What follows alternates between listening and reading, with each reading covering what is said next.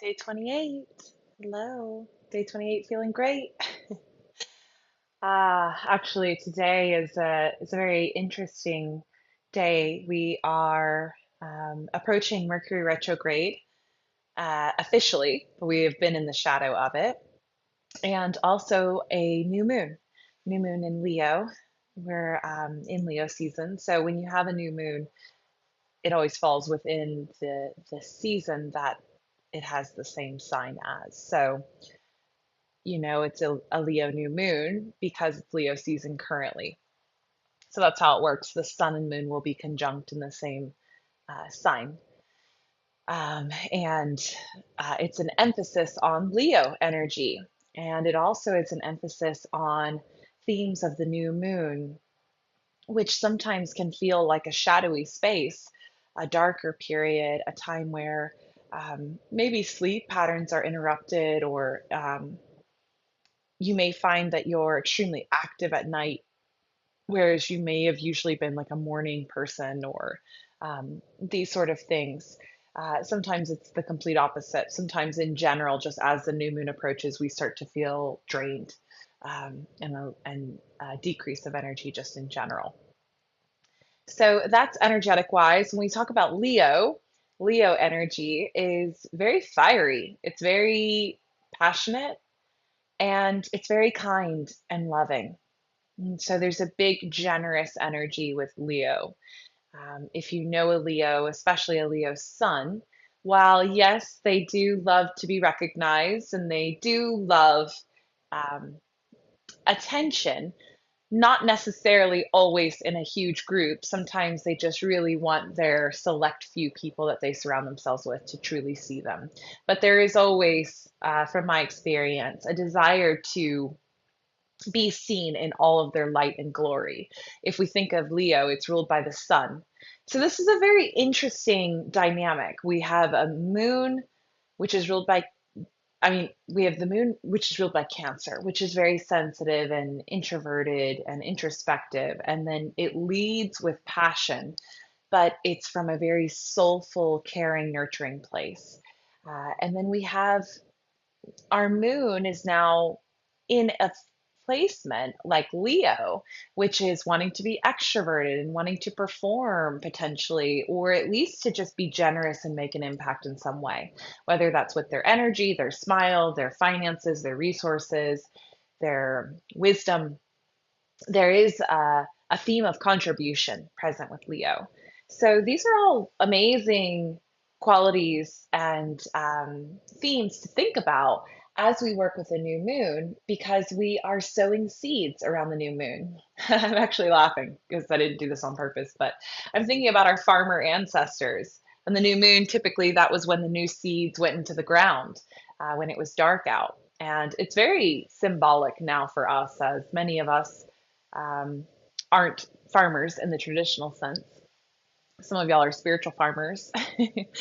And if you think about the void space, which is darkness, it's mystery, it's the unknown, it's the new moon. And you think about sowing seeds under that darkness, like within that darkness, it makes you question and perhaps have a revelation that some of our best works are created in the dark, whether that's in the dark and stillness of your own time spent in solitude or in meditation or in nature, or whether that's darkness in the sense of you are actually in a low and in a troublesome situation in some way, or a puzzle or a problem, or working and healing through trauma, and you feel very much so a lack of light. You're feeling perhaps darkness, low energy. And so it's interesting that in order for us to plant seeds that will effectively grow into a harvest, we have to first be clear about what it is that we're wanting and desiring. So that is found through exploring the contrast, and then the desire blooms, and we have the desire now that we want to cultivate, focus on, and to see a harvest in, whether that's by the next full moon, which is later this month, or the corresponding Leo full moon, which will be about 6 months from now. And I think the other thing, that the second thing that would be really important to think about is, do you have faith? What is your relationship with faith? What is your relationship with the void, with darkness? Are you afraid of it? Do you fill your silence and darkness with noise, busyness, distractions?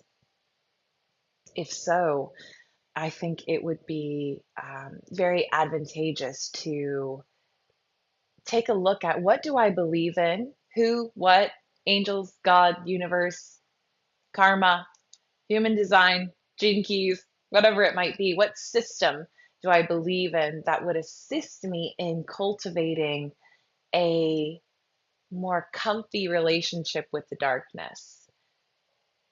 How is your relationship with faith? So these are really key ingredients to effectively work with a new moon. You need to know what you are wanting and be very clear about it, and then to hone your focus on what you are wanting, to shift from contrast focus to desire focus. And the second thing I feel is most important is to strengthen and address any holes in your faith game, and make sure that you seal up those holes and you are moving in the mystery in a way that is playful and trusting and knowing that everything is always working out for you. And whether you need to remind yourself of things in the past that felt very mysterious and uncertain and ended up going extremely well, do that. That's a hope thread.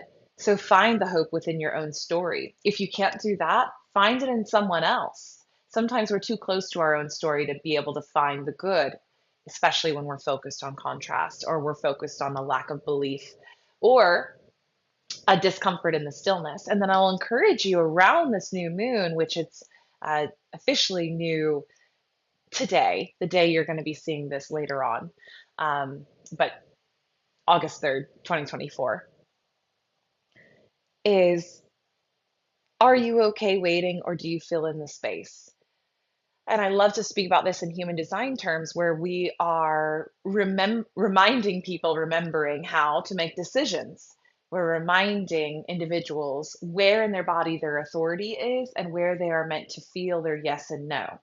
And so oftentimes the majority of the population are extremely pressured to say yes to things that feel like a no. And the issue, for me, the main issue with that, aside from obvious reasons, um, is that you are blocking the universe from sending you the thing that would actually excite you and light you up. So when you are faced with a yes no decision and you say, and it feels like a no, it's not exciting you, it's not lighting you up, it feels like an obligation, it feels draining, it feels frustrating, it feels not exciting, not tasty, you don't want to sink your teeth into it. It's a no. But let's say you say yes because it's my family, because they showed up for me, so I'm going to show up for them, because there's good money in it, because I'll receive approval and recognition, because I have nothing else to do today, so I'll just go ahead and fill my space with this. When you do this, you tell the universe, yep, go ahead and keep sending me more things that are in this frequency. This, I love this. What, how do you know I love this, universe? Because I'm saying yes to it.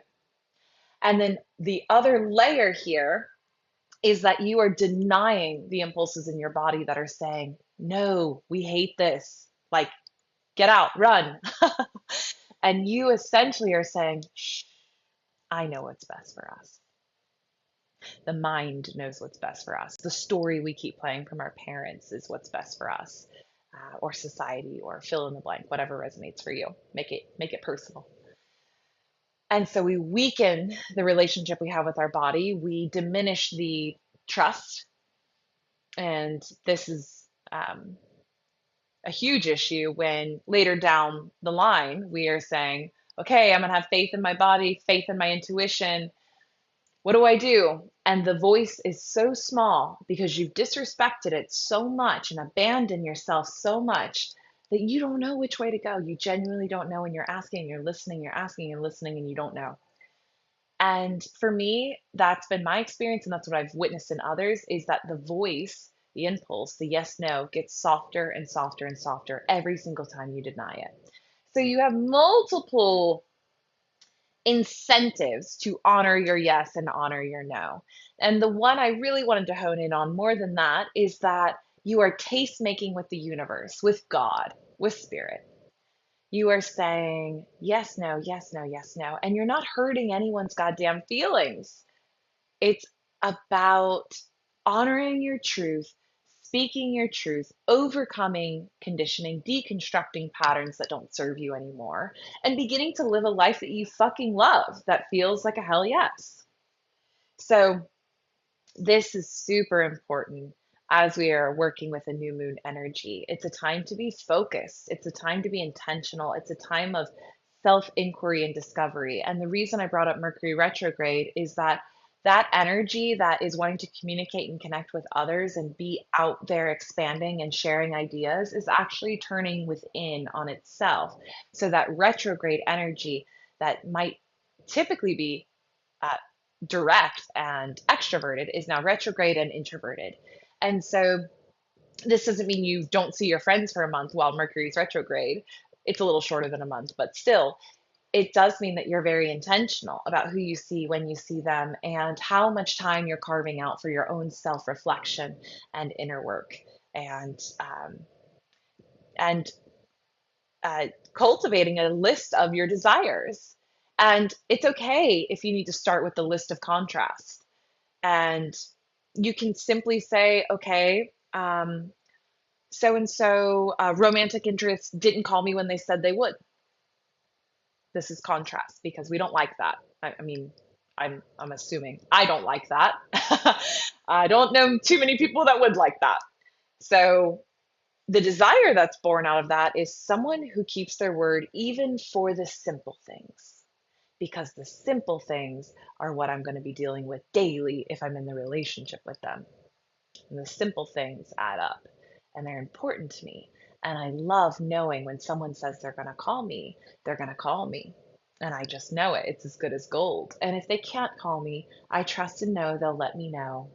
And they'll be honest and it'll be great and I'll be flexible. But so making sure you move from the contrast to the desire. We forgive this person and potentially forget maybe that person for you deserves a second chance, and you focused on this intention and you maybe speak a boundary and offer them a second chance. Perhaps for you it was like red flag enough to be like, nope, I don't do this. I work with people who have 100% integrity all the time, and we're not aligned here. So that's great. Move on. You can do your thing. I'm going to do my thing, and I'm going to focus on this intention that I do want. I want people that show up for me, that are in their integrity. Their word is gold. I know they're going to be there for me, or at least let me know if they can't, and we can have a discussion then. So I think this will be a wonderful start and way to work with this new moon energy and keep it simple. I think astrology is getting more and more popular, and that's so amazing, so amazing. And there are so many systems like the gene keys and human design that are built on the pillar of astrology. That's how key and essential its wisdom is. And also, I think sometimes when something gets more and more popular, we have a tendency to get fixated in the details of it. We kind of get lost in the weeds, in the trees, and we forget about the forest. And it's really simple. I mean, it's really simple when we're working with a new moon combination Mercury retrograde. And when we think about Leo, and when we think about desires, and when we think about sowing our seeds, let it be simple. Simple is right. That's what Richard Rudd always says. And boy, does that ground me and center me when my monkey mind is really wanting to create this big drama that essentially is a stall tactic and laced with procrastination and keeping me from living my yes life. And that's okay too. We have permission to delay our happiness. We have free will. And sometimes we really love to just get into that contrast and just keep on gathering it. But as I always say, you'll get sick of your own shit eventually. And then when you're at that eventually place, you'll make a shift, you'll make a change, and intention and desire will be born. And then your job is to focus. Focus all of your energy on that, anchor it into your faith practices, whatever those may be, and move forward in the mystery, following your yes, following your no, trusting your body, moving from your gut and your intuition, knowing that every time you say yes and no, you are strengthening your relationship with you. And what could be more beneficial in this entire world than that? Knowing, seeing, interpreting your compass, no matter what. I love you. Happy new moon. Happy Mercury retrograde. Milk it for all the gold that it has for you. And I shall see you tomorrow. We'll begin a new week, a new month. Yay.